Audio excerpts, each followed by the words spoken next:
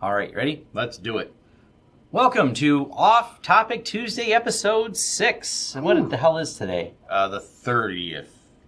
January 30th. January 30th. Yes, it is. Yes. So, Wow, January's almost over already. January 30th, 2018. So, yeah. Right. Anything we say is based around that date because we like to be, it's news, as in new things. So if you're watching this, awesome. Maybe it's the future, because future me might watch it. You never know. I don't know. That way I know what I was discussing back then. I mean, this is saved for posterity now. I mean, thousands of years from now, people could be looking at this and going, wow, those guys really had their finger on the pulse. We had their fingers on the pulse of the internet. So let's just get started.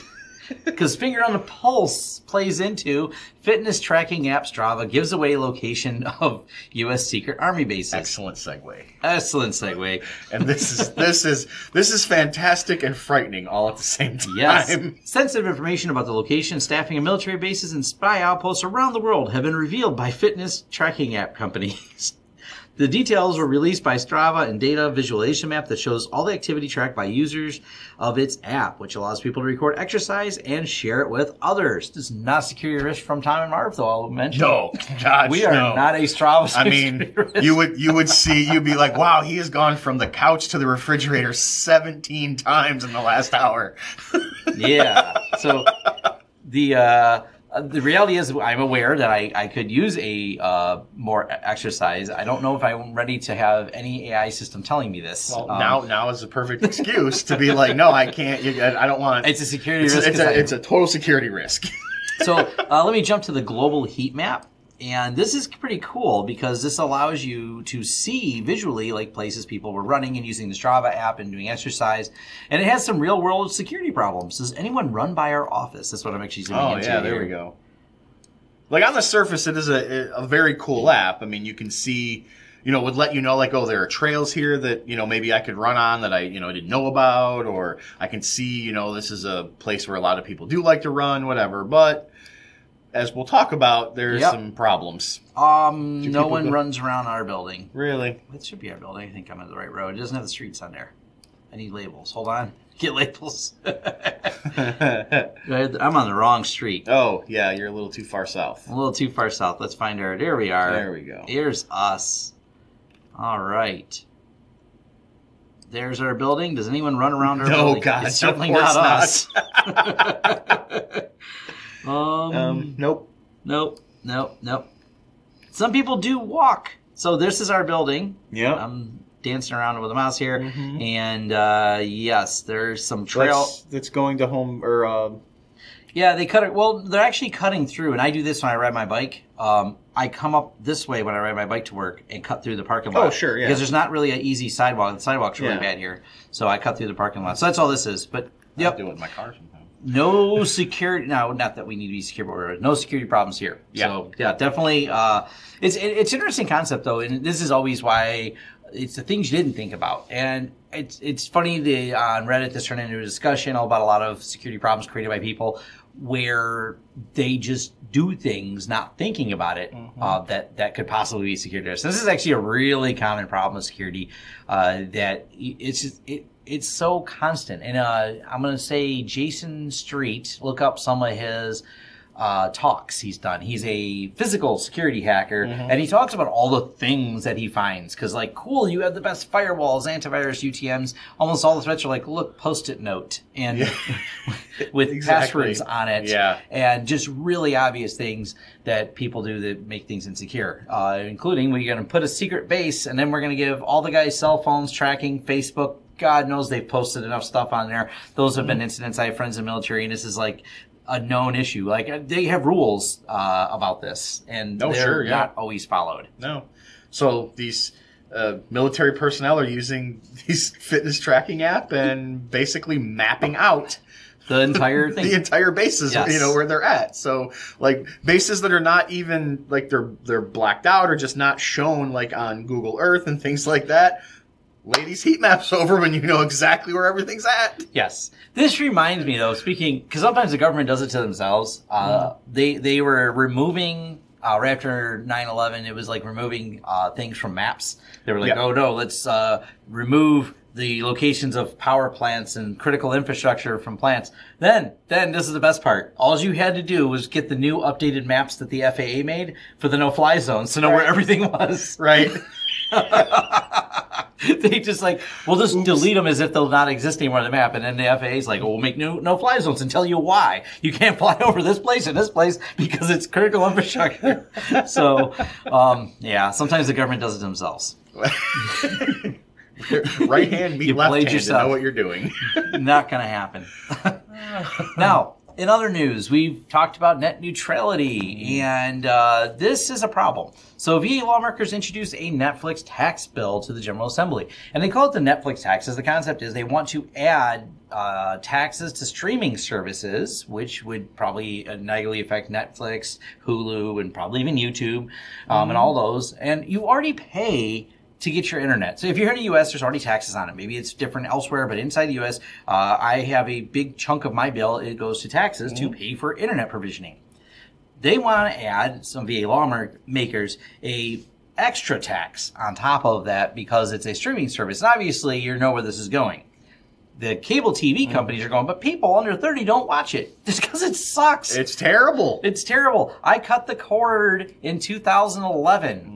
Because I realized it was just horrible programming. Matter of fact, it leads to things like just people leaving on those 24-hour banter channels of news, allegedly news, and just boring crap. They just find something to keep 24 hours of programming going, and everyone turns in. It's not really that good. And we're seeing this, unfortunately, with some of the streaming services, too. But there's just so much bad content, bad programming, versus you get great things. Like, you know what we're not on? Cable.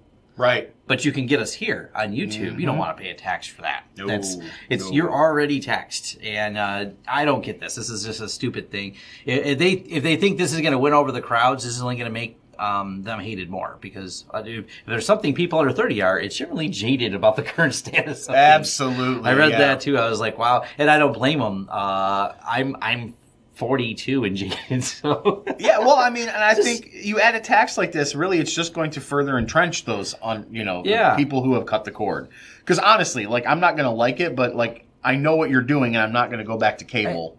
Yes, and I've even seen some people, some of the younger crowd. I don't have a TV was always the cool thing we said, or I don't even have a Facebook. Some of them are really disconnected. That's all they do is they get their content from I always look at it YouTube or because you go there looking for a thing or looking for us, but it's a more purposed watch. So you're like, I don't just turn it on and let it go. I mean, there is people who binge and stream certain things. But I go there for a purpose. Like, I'm looking for this movie to watch or this show to watch, and then it's more purpose versus, I don't know, it's just on in the background and these mindless commercials that repeat on, these regular schedule. I don't know. So it's a stupid deal. Looks like it's going to get shot down. Yeah. Well, and it's just in the state of Virginia, so. Yeah. But and if it does pass in Virginia, register your account out of state. Well, the problem is if it passes in Virginia, like what door does that open? Yeah, that's why definitely the bigger concern. I'm sure it will be shot down, and let's hope so because I do not want that can of worms opened up. Now, this is the discussion we're going to go into here. So, face-to-face, real-time face capture and reenactment of RGB videos. Now, this is an interesting software that was up, and this is not actually news. But it leads up to news. We'll get there. We'll get there. And I say this is news. Maybe you haven't seen this, but it's pretty amazing. And there's a video, and we're going to link to all this here.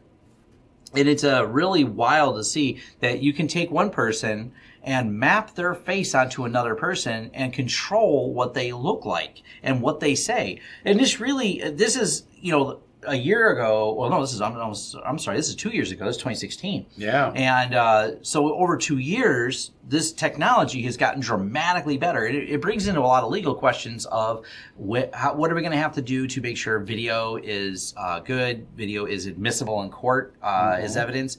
And even on the more basic functions, we've seen the face swap apps with Snapchat and things like that. So we have this access to some of these technologies with our phones, and it's become really easy to use. But obviously, begs the question of what's real. I mean, Photoshop really is a game changer, and people, always looking for the artifacts and things like that to make sure that a photo isn't photoshopped. And we just made the assumption it's just too tricky with video. But Snapchat, my kids can swap faces with me.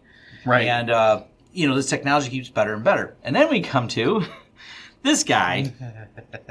Oh, yes. And this video is great. It's from, it's a clip from Superman, and they put Nicolas Cage's face. I don't remember the actor or the girl who played this.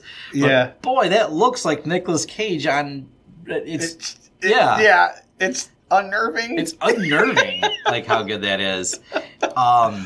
And what all AI tools, as we learned last week, they all end up making fake porn. Of course.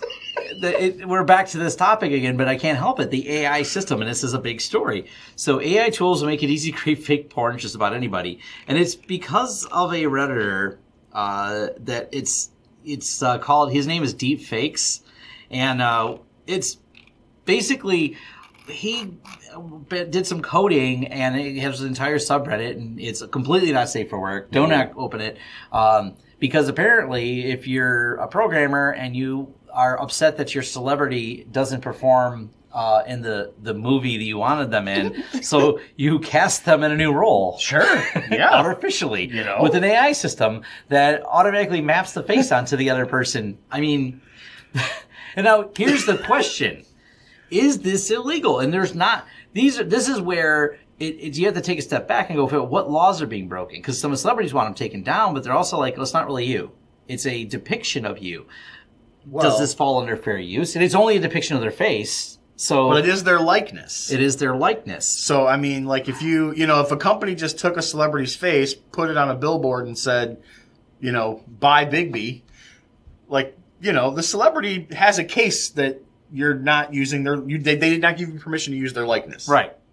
So I think there's probably a case there, and I want to be on the jury because I want to see the evidence.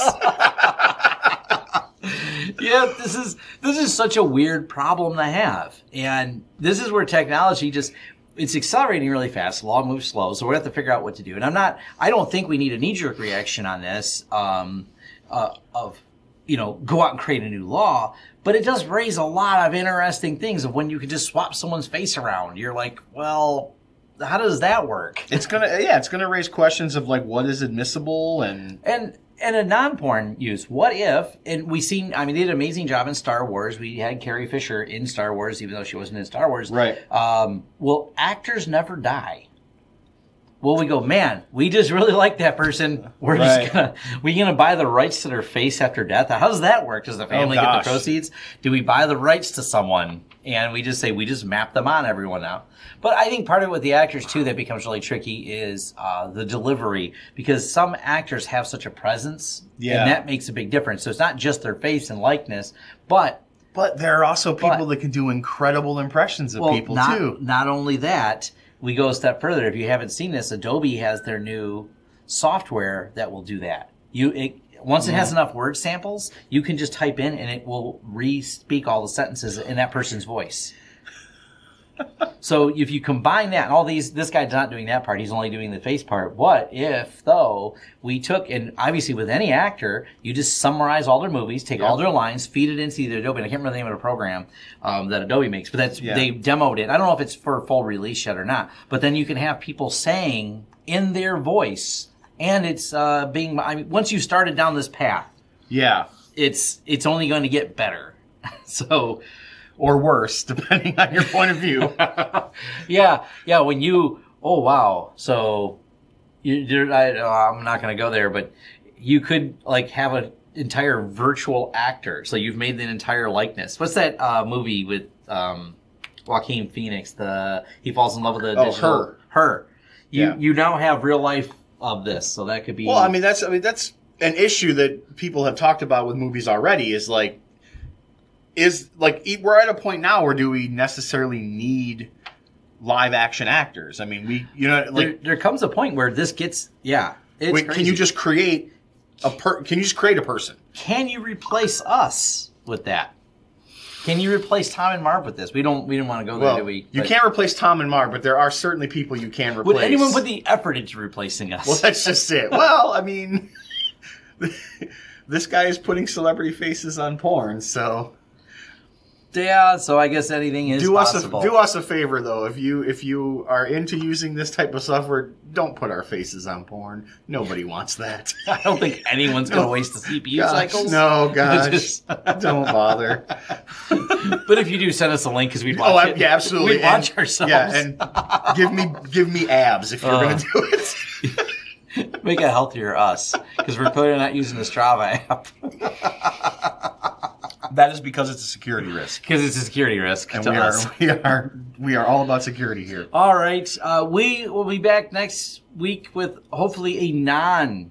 It's not that we wanted Don't make that promise. Don't make the topic to be not safe for work, but it just keeps happening because people keep using AI for things like this. It's what is it? What is it? Rule 39 or what is 34. it? Rule 34. Yeah. Yeah. It's how it works out. It's true. All right. Thanks for watching Off Topic Tuesday. We'll get back to work now. Maybe. Maybe. See you. All right.